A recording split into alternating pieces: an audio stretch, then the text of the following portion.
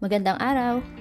Ako po ang makakasama ninyo ngayon para sa ating aralin sa ating edukasyon sa pagpapakatao 3. May kilala ba kayong mga naging tanyag na tao sa Biblia? Tingnan natin ang mga larawang ito kung kilala nyo sila. Kilala nyo ba kung sino ito? Tama, siya si Abraham. Dito, ipinakita ni Abraham ang kanyang matinding pagmamahal sa Diyos sa pamamagitan ng pag-aalay ng kanyang kaisa-isang anak. Sinubok ng Diyos si Abraham na ialay sa kanya ang kanyang nag-iisang anak. Sumunod ito ng walang pag-aalinlangan. Dito napatunayan ng Diyos ang pagmamahal ni Abraham sa kanya, kaya't lalo niya itong pinagpala. Tingnan natin ang pangalawang larawan. Kilala niyo ba kung sino ito? Tama, siya si Elias. Siya ang propeta na sinundo ng karwaheng apoy at pinala sa langit. Tingnan natin ang pangatlong larawan. Kilala niyo ba kung sino ito? Tama, siya si David, ang nakipaglaban sa higanting si Goliath. Tingnan natin ang pang-apat na larawan. Kilala niyo ba kung sino ito? Tama, siya si Noah. Dahil sa naging mabuting tao si Noah, iniligtas siya ng Diyos sa matinding baha. Tingnan natin ang panglimang larawan. Kilala niyo ba kung sino ito? Tama, siya si Daniel. Siya ang propetang iniligtas ng Panginoon sa yungib ng mga leon. Tingnan natin ang pang-anim na larawan. Kilala niyo ba kung sino ito? Tama, siya si Moses. Sa kanya ay binigay ng Diyos ang 10 utos. Sila ay ilan lamang sa mga taong nagpakita ng matinding pananampalataya sa Diyos. Ayon sa Hebreo 11 verses 1 and 2, ang pananampalataya ay katiyakan na mangyayari ang ating mga inaasahan at paninindigan tungkol sa mga bagay na hindi nakikita. Kinalulugdan ng Diyos ang mga tao noong unang panahon dahil sa kanilang pananampalataya. Ikaw, naniniwala ka bang may Diyos? Ang araw, ang buwan, ang kalawakan, ang mga hayop, at ang mga bulaklak ay ilan lamang sa patunay na may Diyos. Walang taong kayang gawin ang mga ito. Hindi man natin nakikita ang Diyos, pero ramdam at kita natin ang kanyang mga nilikha. Tingnan niyo ang larawan ng mga zebras na ito. Ang mga zebras na ito ay nilikha ng Diyos na magkakaiba ang guhit. Wala kang makikitang zebra na magkapareho ang guhit sa kanilang katawan. Ganyan kahusay ang likha ng Diyos.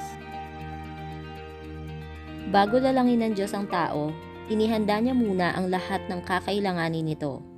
Lupa, tubig, mga halaman, hangin at iba pa. Ano-ano ba ang ating mga anyong lupa at anyong tubig? Paano natin ito mapapangalagaan? Ang mga anyong lupa kagaya ng bundok, bulkan, talampas, lambak, kapatagan, pulo, ay ilan lamang sa mga halimbawa ng anyong lupa. Ang mga karagatan, dagat, ilog, sapa, lawa, talon at iba pa ay ilan lamang sa mga halimbawa ng mga anyong tubig na kailangan nating pangalagaan. Paano natin mapapangalagaan ang ating mga anyong lupa? Sa pangangalaga sa mga ito, kailangan natin magkaroon ng malasakit sa ating mga anyong lupa at anyong tubig. Iwasan ang pagtatapon ng basura kung saan-saan. Iwasan ang labis na pagpuputol ng mga puno. Maging mapagmahal sa kalikasan. Ano nga ba ang nagiging pakinabang natin sa ating mga anyong tubig, kagaya ng dagat at ilog? Ano ang pakinabang natin sa ating mga anyong lupa, kagaya ng kapatagan? Malaki ang naitutulong sa atin ng ating mga anyong lupa, kagaya ng kapatagan. Dito tayo nakakakuha ng ating mga makakain, na itatayo ang ating mga tirahan, nakakakuha tayo ng mga damit at iba pa. Alam niyo ba na ang ating mga kabundukan ay nagiging pananggalang natin sa mga malalakas na bagyo? Napapahina nila ang mga bagyong darating sa ating lugar. Marami rin tayong makukuhang mga pagkain sa ating mga yamang tubig, Kaya nga bago likhain ng Diyos ang tao, nilikha niya muna ang mga anyong tubig at anyong lupa dahil alam niya na ito ang magbibigay sa atin ng ating mga pangangailangan. Ganyan tayo kamahal ng Diyos, kaya naman dapat matindi rin ang pananalig natin sa Kanya. Ang taong may pananalig sa Diyos ay mapagmahal sa kapwa, sa sarili, sa hayop, at sa kalikasan. Ayon sa Biblia, sa Juan 4 verse 20, ang nagsasabi na iniibig ang Diyos, subalit napupot naman sa kanyang kapatid ay isang sinungaling. Kung ang kapatid na kanyang nakikita ay hindi niya magawang ibigin, paano niya maiibig ang Diyos na hindi niya nakikita? Kaya't ang isa sa pagpapakita ng pananalig sa Diyos ay ang pagmamahal sa kapwa. Ang taong may pananalig sa Diyos ay inaalagaan ang kanyang sarili. Nag-eehersisyo, kumakain ng mga masusustansyang pagkain, umiiwas sa mga bisyo dahil alam niya na ang kanyang katawan ay templo ng Diyos. Isa pa sa pagpapakita ng pananalig sa Diyos ay ang pagmamahal sa magulang.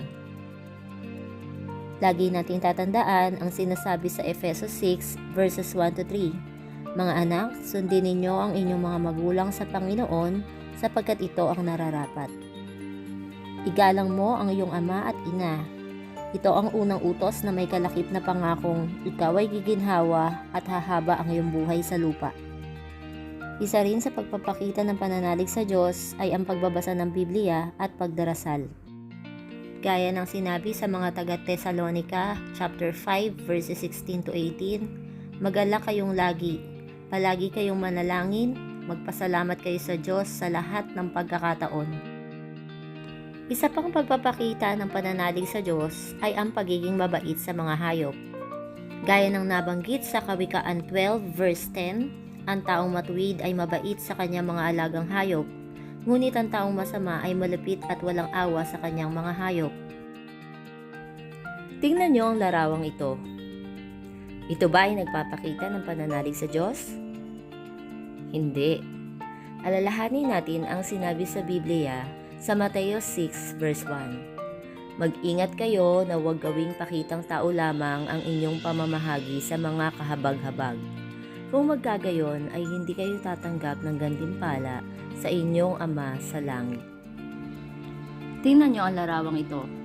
Ang pagbabasa kaya ng horror stories ay nagpapakita ng pananalig sa Diyos? Hindi. Kapag ikaw ay nagbabasa ng horror stories, humihina ang iyong pananalig sa Diyos. Nagkakaroon ka ng takot. Imbis na dati ay nakakapag-isa ka, ngayon ay hindi na.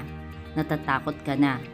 Oras na nagkaroon ka ng takot, humihina na ang iyong pananalig sa Diyos. Balikan natin, paano mo maipapakita ang iyong pananalig sa Diyos?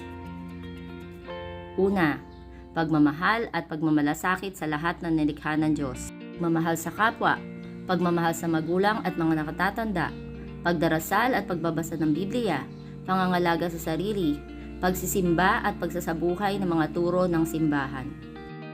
Lahat ba ng nagsisimba ay totoong may pananalig sa Diyos? Kung naisa sa buhay ng mga nagsisimba ang lahat ng aral at turo ng simbahan, tunay nga na naipapakita niya ang kanyang pananalig sa Diyos. Ihanda ninyo ang inyong mga lapis at papel at piliin ang tamang sagot na nagpapakita ng pananalig sa Diyos.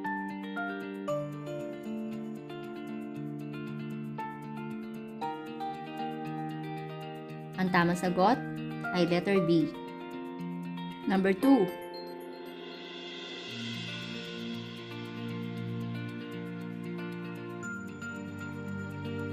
Ang tamang sagot ay letter B. Number 3. Ang tamang sagot ay letter B. Number 4.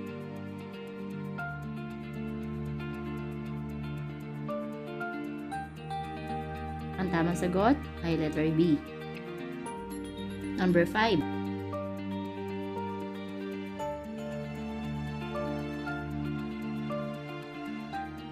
Ang tamang sagot ay letter A. Diyan po nagtatapos ang ating aralin. Lagi nating tatandaan ang sabi sa Hebreo 10 verse 35, kaya't huwag kayong mawawala ng pananampalataya sa Diyos, sapagkat dakila ang naghihintay na gantimpala para sa inyo. Diyan po nagtatapos ang ating aralin. Ako po si Mrs. Shirley C. Choson, ang inyong guro sa ikatlong baitang. Hanggang sa muli, paalam!